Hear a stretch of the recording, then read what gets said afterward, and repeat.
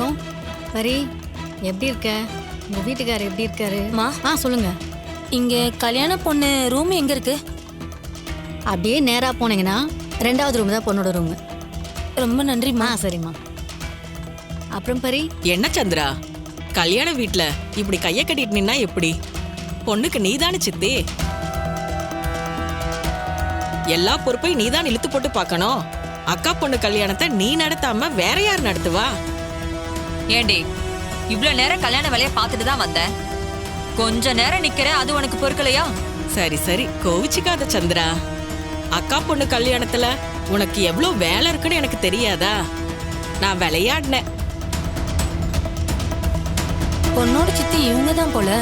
அப்ப அந்த மருதை பத்தி இவங்ககிட்ட சொன்னாதான் சரியா இருக்கும். ஏங்க, நீங்க தான் பொண்ணோட சித்தியா? ஆமா, நீங்க யாரு? நான் யாருன்றது அப்புறம் சொல்றேன். ஆனா உங்ககிட்ட ஒரு முக்கியமான விஷயத்த சொல்லணும். எனக்கு கல்யாணத்தை விட முக்கியமான வேலை எதுவுமே இல்ல. நாம அப்புறம் பேசலாமா? நான் சொல்ல போறது அதை விட முக்கியமான விஷயமா? உங்க பொண்ணை கல்யாணம் பண்ணிக்க போறானே மருது, அவனுக்கு ரெட்டுன்னு இன்னொரு பேர் இருக்கு. அவன் நீங்க நினைக்கிற மாதிரி. ஒரு நிமிஷம். சரி, நீங்க 2 பேரும் போய் வேலையை பாருங்க. சரி. வாடி போலாம்.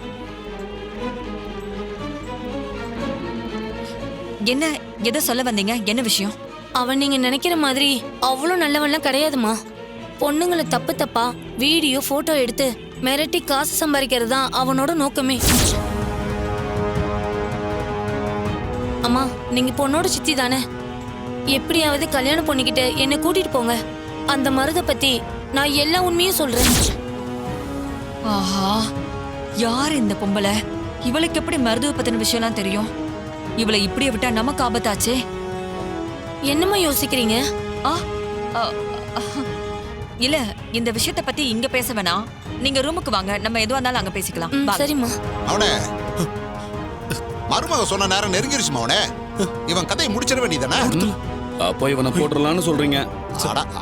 நேரம் சொல்லிக்கிட்டு இருக்கேன். முடியுமா அவனே? சார், என்ன விட்டுருங்க sir. Sir sir please sir, என்ன ஒன்றும் பண்ணிடாதீங்க சார். வேணாம் சார், என்ன விட்டுருங்க சார். வேணாம் சார்.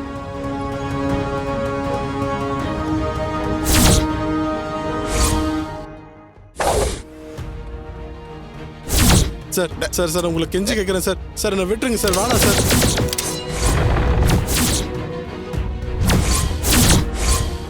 சார் சார் என்ன விடுங்க சார். சார் வேணாம் சார். சார் சார் சார் வேணாம் சார், என்னை விட்டுருங்க சார். சார் என்ன எதுவும் பண்ணிடாதீங்க சார். சார் விட்டுருங்க சார். சார்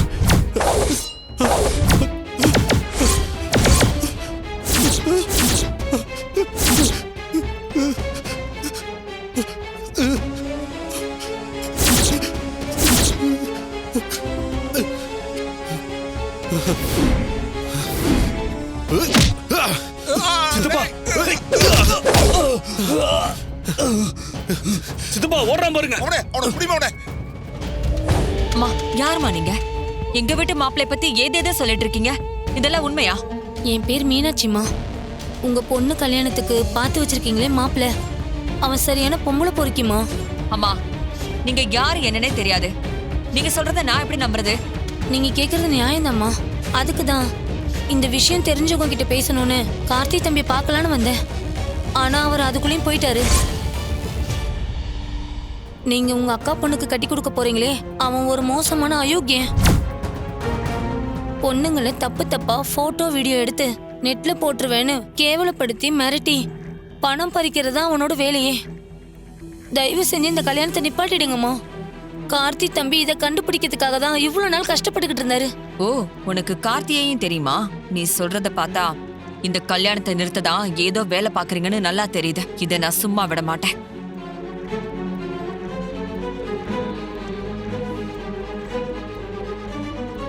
என்னம்மா சொல்றீங்க?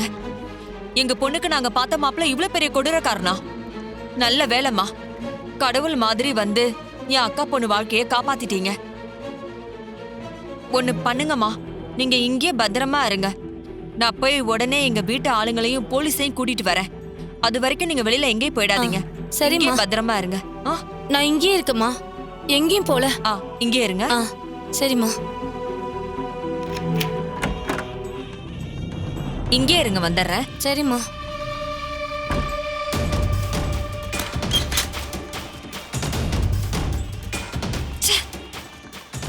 எல்லாம் சுமூகமா முடிய போற நேரத்துல எங்கிருந்தோ வந்து நாம போட்ட பிளானை எல்லாம் சுக்கு நூறா உடைக்க பாக்குறாளே. இல்ல, இவளை இப்படியே விடக்கூடாது. இதுக்கு இப்பவே ஒரு முடிவு கட்டுறேன். ஓம் வரதாய நமஹ, ஓம் சாஸ்வதாய நமஹ.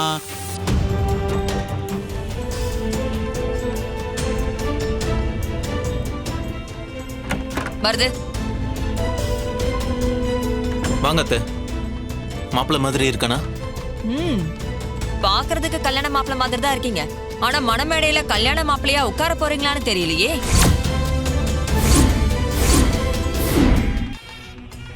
இந்த கல்யாணம் நடக்க போற மாதிரி எனக்கு தெரியல. நீங்க என்ன சொல்றீங்க?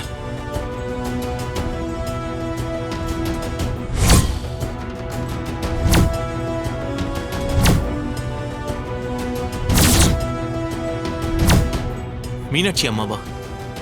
எனக்கு அப்படி யாரையும் தெரியாது. இங்க பாருங்க, நீங்க ரொம்ப சமாளிக்க வேணாம். நீங்க யாரா வேணாலும் இருந்துட்டு போங்க. எனக்கு அதை பத்தி எந்த கவலையும் இல்ல. ஆனா எந்த பிரச்சனையும் வராம ரேவதி கழுத்துல நீங்க தான் தாலி கட்டணும். அதுக்கு முதல்ல அந்த பொம்பளை உங்களுக்கு எதிராக வாயை திறக்க கூடாது, பாத்துக்கோங்க. அவளை நான் பாத்துக்கிறேன். இப்ப அந்த பொம்பளை எங்க இருக்கா? இதே ஃப்ளோர்ல கடைசி ரூம்ல தான் அடைச்சு வச்சிருக்கேன். சரி அத்தை, இந்த விஷயம் வெளியே தெரியாத மாதிரி நான் பாத்துக்கிறேன். ஜாக்கிரதை.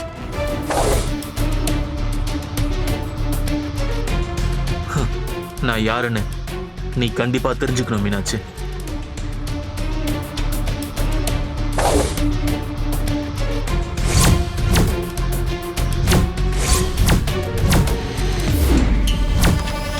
அட பாவி, நீயா? என் பொண்ணு வாழ்க்கையை கெடுத்து அவளை ஒரு பொம்மை மாதிரி படுக்க வச்சுட்டு இப்போ இன்னொரு பொண்ணு வாழ்க்கையை கெடுக்க வந்துட்டியா? நீ எல்லாம் நல்லா இருப்பியாடா? எனக்கு என்ன பிரச்சனை? நான் நல்லா தான் இருக்கேன். பாவம் நீதான் உன் பொம்மை பொண்ணை கூட கடைசி வரைக்கும் பார்க்க முடியாம போய் சேர போற.